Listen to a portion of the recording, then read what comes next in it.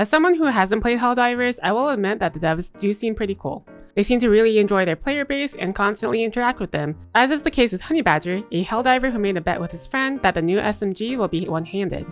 The ante was nothing major, just all the samples he's collected during his Helldiver campaign. Anyway, the new SMG isn't one-handed. But being a man of his word, Honeybadger got in contact with Arrowhead support requesting the removal of all of his samples. And they did! In character, mind you. And they also gave him a single requisition point for his honesty. Welcome to Necro News, the show where we cover the hottest gaming news from the last week. This week we'll be covering the Black Ops dev walkout, the Buckshot Roulette controversy, Eternal Summer being pretentious, and more. So subscribe to the channel to keep up to date on news that the other sites, like IGN, failed to mention. So we were originally going to start with the Bloop strike, but all you really need to know that it's 30 QA people in Minnesota walking out on Activision. That's the story. Anyway, we're going to bring you a small bit of great news in the world of schmovement games. Because apparently that's an actual word. It is. It means smooth, calculated, and responsive movement games. Sure. Anyway, the dev for Get to the Orange Door, a game well known in that genre, made a really excited post about him breaking into Titanfall 2's servers and stealing the code from it, and people lost their shit. What this all actually means is that the movement in GTTOD, or GitTOD, is going to be much, much better than before. It's not like it was bad, but the desire to be closer to how Titanfall 2 felt is something that everyone wanted in the game. But from just this video released alone, you can see it's pretty much close to Titanfall 2 movement. If you are on the fence about the game because of how the gameplay looked, now you've got a reason to actually play it.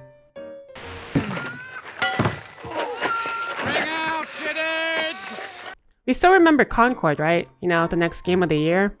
Well, for a few weeks, the game has been getting a lot of random updates that made everyone think that the game was going to be revitalized as a free-to-play game. And with the Amazon show Secret Levels still on schedule to have a Concord episode, this makes sense. But no, it's gone, like, for good.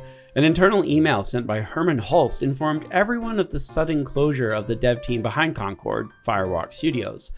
So why do we care? Well, this guy right here, Herman Hulst, is the one that forced Sony into buying Firewalk Studios so that they could get Concord to begin with. It's just a sad end to a sad story. Hopefully the dev team will find somewhere to go though. Because, you know, it's not like they cost Sony millions of dollars or anything.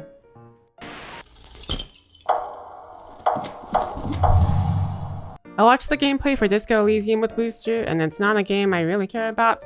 But the writers who broke off and made their own game studio, Eternal Summer, are as every bit pretentious as their manifesto makes them out to be. On the 25th, an interview between VG247 and former Disco Elysium writers Dora Klinzik and Alexander Gavrilovic revealed that they are, in fact, the most pretentious game devs I have ever heard of. No, that's not right. Jonathan Blow exists. And they ain't got no point to the game. You just walk around jumping on shit. But they are literally the most unhinged. In their interview, the devs, or more specifically Alexander, stated, "I myself ascribe to the accelerationist view that the only way to achieve better conditions is to enter crisis, which underline the contradictions of society and force us to remake the world." Now, that in and of itself is enough to laugh at. I'm sorry, but nah, he kept going. Now, after tens of thousands of layoffs, the time seemed right for game developers to stand up for their rights against systematic greed. And then he also went on to say, "Eagerly awaiting a second crisis, one which would spotlight the largest structural issues in game development, the fact that 1/3 of all PC revenue, from indies to AAA, is siphoned to digital fiefdoms." TLDR, he's talking about Steam. He wants to dismantle Steam because he thinks they hold too much power. However, Alexander also admits that I lack the imagination to envision the replacement of Valve with a community-owned alternative. That Winter Castle will not fall as easily, but we should at least start openly discussing alternatives. They've built it before. Hasn't really worked out yet. Seriously, guys. This is what you want out of Disco Elysium. This is the writing that is Game of the Year. Didn't people say I'd like Disco Elysium? They did. They sure did. Why the fuck did you guys recommend this?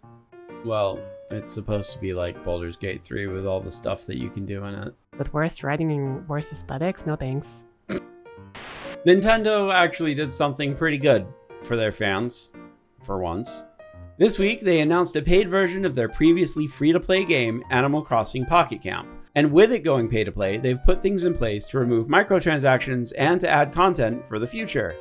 On November 29th, the game will be going offline from its current free-to-play model and turn into Animal Crossing Pocket Camp Complete. And if you buy it before January 31st, you'll get it for only $10, otherwise it'll increase to $20. The game itself will pretty much have everything that's already in the game with a few changes. Instead of premium currency, you now get leaf tokens. Instead of being online multiplayer, the game is now offline, but you can trade camper cards with people via QR codes. All the events that have been in the free-to-play version, like Halloween, will be repeated again in Pocket Camp Complete over a 4-year cycle, enabling anyone to get any exclusive items they may have missed. Additionally, new events and items will be added up until, at the very least, September 2025. Finally, a complete item catalog will be added that shows every item in the game, and by earning in-game complete tickets, you can purchase them through this catalog. This is an uncharacteristically good move from Nintendo, given their previous record of being shit this year. Actually, as far as I understand, even if you've spent money on this game, you're still gonna have to buy it again if you want the paid version. So, actually, never mind. Nintendo's still shitty. And this is why you don't gacha. Full disclosure on this, I've never played Buckshot Roulette. I have watched streams on it, I've just never played it before. Well, this week, there's a bit of controversy, as the game, which recently, like Halloween, released the highly anticipated multiplayer mode for the game, at least if you bought the game on Steam.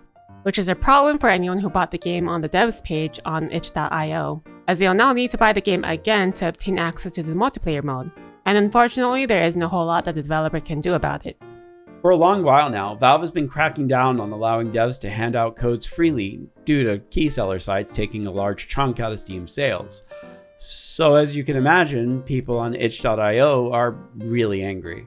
Supporters like this guy made a strong point that while the price of the game is only $3, the issue lies with the fact that players who have been loyal to the developer are effectively getting an incomplete version of the game.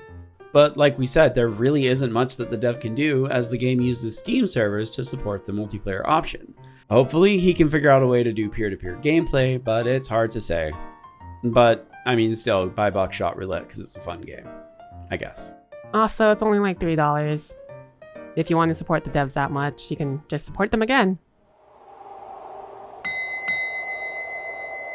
This week's Buried Alive Banger, a segment where we cover a game our community does not think has had enough attention, is one I really literally figured out about yesterday. It's called Showa, American Story.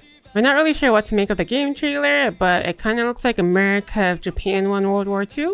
Yeah, and like Yakuza on crack too. Hey, it's Skull. Unfortunately, the trailer is completely filled with copyrighted music, so we cannot use it. Instead, check out the card in the corner there for a link to the actual trailer. If you like B-movies and silliness, it's certainly worth a look. Here are the games coming out this week. Slitterhead time. Slitterheads. Slitterhead doing it. Day one. It's gonna be jank, but that's okay. I'm expecting jank. And here's our stream schedule for this week. We'll be playing more A Quiet Place and RoboCop. And obviously Booster is going to be playing Slitherhead. And that's it for this week's Necro News. If you like what we do here and would like to stay up to date, subscribe to the channel. And because you guys are fiends for our emoji things, put in a worm for Slitterhead. And a very special shout out to all of our channel members. If you want to help support this channel and get some extra perks, consider joining. Anyway, that's all we have for this week. So until next time, Goodbye. goodbye.